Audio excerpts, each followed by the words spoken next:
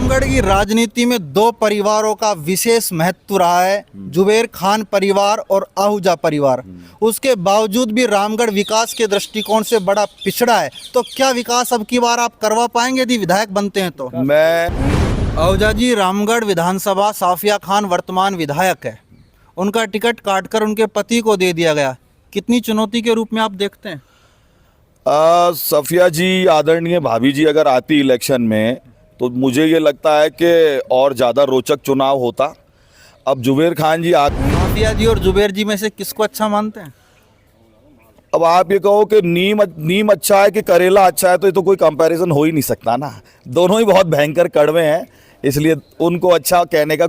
ये चर्चाएं होती है कि रामगढ़ विधानसभा के जो चुनाव होते हैं धर्म के आधार पर होते हैं। क्या आप विकास को मुद्दा बनाएंगे या धर्म पर ही कार्ड खेलेंगे? ये कोई कार्ड खेलने वाले, हम डायलॉग भी स्टैब्लिश करेंगे और डायलॉग से कोई नहीं मानेगा तो एनकाउंटर वाली व्यवस्था बने, इसको भी स्टैब्लिश करेंगे। ये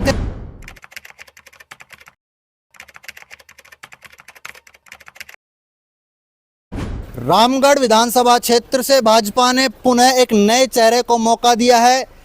हालांकि बात करें ज्ञानदेव आहूजा की, ज्ञानदेव आहूजा के भतीजा हैं जय आहूजा, उन्हीं को मैदान में उतार दिया है अब की बार। सबसे पहले तो बहुत बहुत बधाई आपको। आपको भी बधाई डॉक्टर साहब, आपको, आपके दर्शकों को और पूरे वॉइस ऑफ प्रतिज्ञा परिवार को मेरी ओर से बहुत बहुत बधाई, शुभकामनाएं। जय आहूजा जी, क्या मापदंड रहे होंगे पार्टी के जिस मापदंडों पर आप खरे उतरे और आपको टिकट मिली? पहला मापदंड तो ये रहा डॉक्टर साहब कि मेरा 30 साल का सतत संपर्क है।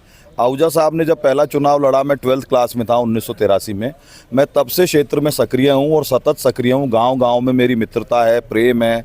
बहन बेटियों के लिए मैं भाई हूँ, उनका बेटा हूँ और उनका बड़ा भाई हूँ। बच्चियों के लिए मैं उनके लिए पिता तुल्य हूँ। ऐसे ही हमारी मित्रता वहाँ बहुत सारे परिवार में, घरों में, जगह जगह है। दूसरा, इतने साल का प्रेम और इतने साल की आहूजा साहब की परफॉर्मेंस हमारी सबसे बड़ी पॉलिटिकल कैपिटल है। जिन मुद्दों पर हम बात करते हैं उन मुद्दों पर और कोई बात नहीं करता, शायद इसलिए भी पार्टी ने हमें अवसर दिया होगा। आहूजा जी, हर विधानसभाओं में देखा जा रहा है जैसे ही टिकटों की घोषणा होती है बगावतों के सुर उठने लग जाते हैं जी। ऐसी स्थिति अगर आपकी विधानसभा रामगढ़ में आई तो क्या पार्टी डैमेज कंट्रोल करेगी? रामगढ़ विधानसभा की भाजपा अमूमन एक परिवार की तरह है। मुझे लगता है कि परिवार में जब कोई भी चीज़ इस तरीके की होती है तो ये स्वाभाविक रिएक्शंस होते हैं और अब की बार भी अगर ऐसा होगा भी तो आप ये मान के चलें कि चूंकि हम परिवार के लोग हैं, हम आपस में मिल बैठ के कोई ऐसी बात होगी तो उसका समाधान निकाल लेंगे। रामगढ़ की राजनीति में दो परिवारों का विशेष महत्व रहा है, जुबेर खान परिवार और आहूजा परिवार। उसके बावजूद भी रामगढ़ विकास के दृष्टिकोण से बड़ा पिछड़ा है। तो क्या विकास अब की बार आप करवा पाएंगे यदि विधायक बनते हैं तो? मैं आपको डेटा दूंगा 2008 से 18 का, क्योंकि 10 साल की कंसिस्टेंसी थी हमारे आहूजा साहब के एमएलएशिप में। उसमें जो हज़ारों करोड़ रुपए आए हैं और जिस तरीके के काम हुए हैं उन सभी कामों का मैं स्टैटिकल डेटा दे सकता हूं। हमने पहला चुनाव लड़ा तो हम कच्ची सड़कों पे चलते थे, हमारी गाड़ियां फंस जाती थी, डीआई जीप निकालने में भी दिक्कत होती थी। आज गांव-गांव डामर की सड़क से जुड़ा हुआ है, छोटी छोटी गलियां भी पक्की हो गई हैं। विकास एक सतत प्रक्रिया है, हम अपना जी जान लगा के जैसे पहले काम करते आए हैं विकास के, वैसे करते रहेंगे।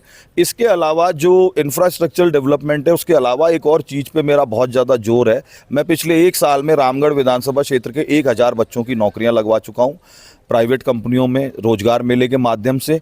ये विकास भी जरूरी है। रोजगार मेला आपका बड़ा चर्चित रहा था, उस रोजगार मेले में सभी वर्ग को तवज्जो दी गई थी क्या? मैंने ओपन इनविटेशन दिया था, तब भी आपके द्वारा और अन्य मीडिया के साथियों के द्वारा मैंने सभी को कहा था कि हमारी किसी जाति समाज से कोई दुश्मनी नहीं है। जो बच्चे टटलूबाजी नहीं करना चाहते, जो बच्चे गौ तस्करी नहीं करना चाहते, जो बच्चे और कोई जरायम पेशा काम नहीं करना चाहते, वो सभी आए, उनका भी स्वागत है। तो इन 1000 में से लगभग 77 मेव समाज के बच्चे भी नौकरी लगे। हमने उनका सहयोग इसलिए किया कि कोई सदाचारी जीवन जीना चाहता है तो हमें उसका सहयोग करना चाहिए। आहूजा जी, रामगढ़ विधानसभा साफिया खान वर्तमान विधायक है, उनका टिकट काटकर उनके पति को दे दिया गया, कितनी चुनौती के रूप में आप देखते हैं? सफिया जी, आदरणीय भाभी जी अगर आती इलेक्शन में तो मुझे ये लगता है कि और ज़्यादा रोचक चुनाव होता। अब जुबेर खान जी आ गए तो वो ठंडे मीठे आदमी हैं और वो गहरे आदमी हैं। अब चुनाव बहुत ज़्यादा और भी मज़ेदार होने वाला है। हमारे लिए प्रतिद्वंदी परंपरागत है, उनके लिए भी प्रतिद्वंदी परंपरागत है। वो ये जानते हैं कि हम कैसे काम करते हैं। अभी तक वो आहूजा साहब को फ्रेम में रखते आप थे। साफिया जी और जुबेर जी में से किसको अच्छा मानते हैं? अब आप ये कहो कि नीम अच्छा है कि करेला अच्छा है, तो ये तो कोई कंपैरिजन हो ही नहीं सकता ना। दोनों ही बहुत भयंकर कड़वे हैं, इसलिए उनको अच्छा कहने का कोई कारण हमारे पास है नहीं। साफिया जी ने कुछ विकास करवाया 5 सालों में? ये तो जब वोट की पेटी खुलेगी तब पता चल जाएगा। आप 16,000 हाईएस्ट मार्जिन रहा है रामगढ़ विधानसभा क्षेत्र का। 2008 में आहूजा साहब जीते थे। इस बार 16,000 के मार्जिन को भारतीय जनता पार्टी का एक साधारण सा कार्यकर्ता और उसके संगी साथी सब मिलकर के पार करेंगे। तब आप पता लग जाएगा कितना विकास हुआ है और कितने विकास पे वोट मिले। अक्सर ये चर्चाएं होती है कि रामगढ़ विधानसभा के जो चुनाव होते हैं धर्म के आधार पर होते हैं। क्या आप विकास को मुद्दा बनाएंगे या धर्म पर ही कार्ड खेलेंगे? ये कोई कार्ड खेलने वाली बात नहीं है। 1985 में मेव समाज ने एक निर्दलीय कैंडिडेट लड़वाया बनिया का। उससे पहले मेव समाज परंपरागत रूप से कांग्रेस को वोट देता था। मेवात की राजनीति को बदलने वाली धरती रामगढ़ है, जहां पे 1985 में नारा लगा, पहलो वोट जात लू, जात ना हो तो हाथ लू।